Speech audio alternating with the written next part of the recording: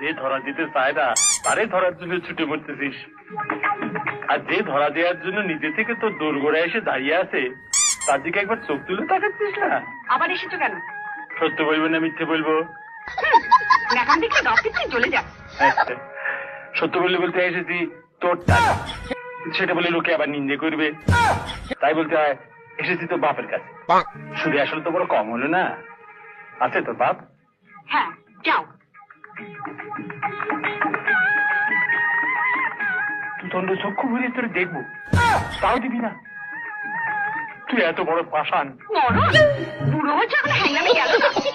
তুই শুধু আমার বাইরে পাকা চুল কটাই দেখলি, ভেতরটা একবার উকি দিবি না? বেশি বকো না, সম্রাটকে বলে দেবো।